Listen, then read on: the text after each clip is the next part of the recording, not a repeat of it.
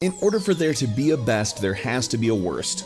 And that's why gameranx brings you the 10 worst games of 2015. Number 10, Animal Crossing Amiibo Festival. Now, if you can't tell from the name that this is a cash-in on the Amiibo figurines, and essentially a board game, which, by the way, you will be bored if you attempt to play this thing. It's kind of a cheap toss-up as far as, like, attempting to get some family fun time in, when there's like a million other Wii and Wii U games that are so much better for that. They just want to involve the physical collectibles that you have to buy. I'm not gonna say that I hate Amiibos, because I don't, but if you really boil them down, they're basically on-disc DLC that you have to buy at the store. And this is basically an attempt to cash in on that and Animal Crossing in a shitty board game. Number 9, Battlefield Hardline. Now you might go, really? One of the worst games of the year? But Battlefield Hardline didn't bring anything new to the table whatsoever. The multiplayer is pretty much the same, albeit a little bit different in setting and set dressing. But is it fundamentally different from Battlefield's multiplayer? No. And on top of that, the campaign is just, well, to put it in the kindest way I can, uninspired. Truly, for one, I didn't really need Battlefield the cop version. With all the police brutality shit we see non-stop nowadays, I'm not really sure how much I want to be that. But that's not really a valid reason for calling the game one of the worst of the year. If it was a great game, I don't think I'd care, but well, you know, it's not.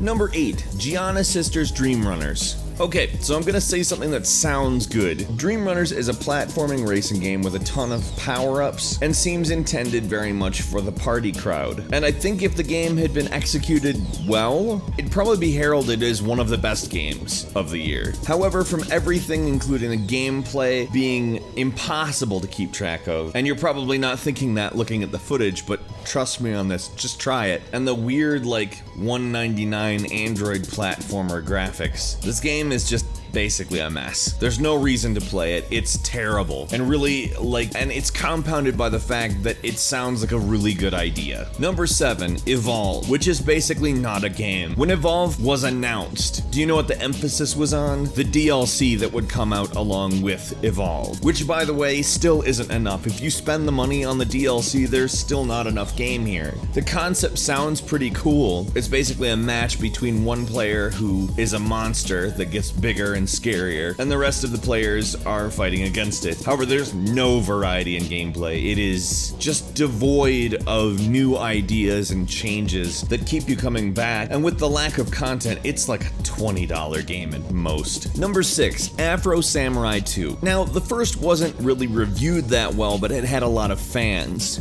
People enjoyed the game, and there's something to be said about when people's experience with a game isn't the same as with reviews. However, fan response to the sequel game, not quite the same. The second game plays almost nothing like the first game. I mean, in theory, it's similar. Like, if you described them both, it would sound similar. But not only is the combat crap, the camera absolutely just out there in every way you can imagine, and the slow-mo really weird. But the game also essentially ignores its own canon, and it can be confusing on top of being a game that plays horrifically. Number 5, Overlord, Fellowship of Evil. Now, if you're a fan of Diablo-like games, and I am, I'm willing to give almost anything that plays like Diablo or Legend of Zelda a try. And I really think that it was a mistake with this one. This is one of the most monotonous games ever created, and I'm not joking. For something that actually is fairly colorful and nice looking, it's shockingly repetitive. And honestly, it's probably simply because of the type of game it is that I gave it a shot. Sometimes hack and slash can be so refined and smooth that it's just a joy to play. This is the standard, didn't try to make it their own, who cares, top-down, hack and slash Diablo clone. Number 4,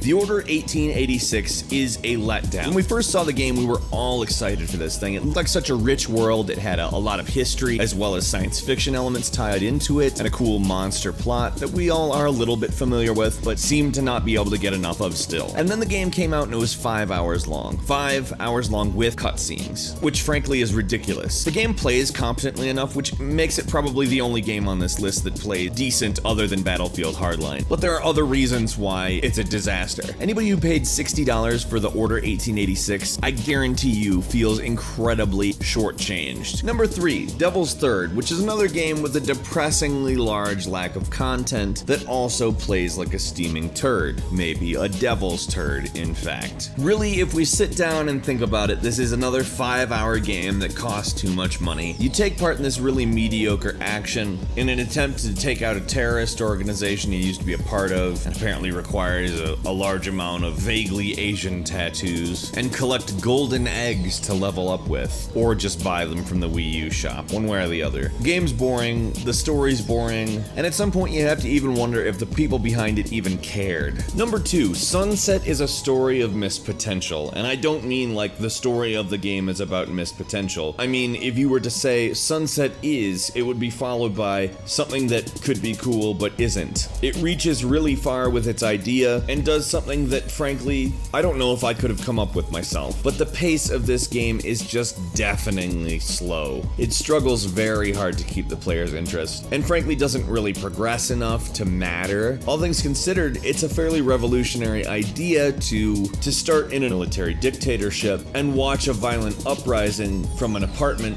well above it, but it just doesn't work. Finally, number 1 is Tony Hawk's Pro Skater 5, and holy shit, what a flaming turd this game is. Where Tony Hawk Pro Skater 4 and Tony Hawk's Project 8 were actually not bad games, just maybe overused concepts, Tony Hawk 5 collectively drops trousers on the Tony Hawk franchise and squeezes out quite the Cleveland steamer. The game does not play right, it feels loose and rushed, the skate parks are beyond uninspired. An amateur could make better levels using the editor, assuming you made the best skate park of all time you would even want to play it, because as I said, the game plays like a flaming turd. But yeah, it's awful. Did you play any of these games? They're really just not fun. We'd like you to share your experience in the comments with us, and click the like button. I know, you probably didn't like the games, but you know to avoid them now, right? That's worth a little bit of gratitude. If you're not subscribed to gameranx, now is a great time to do so.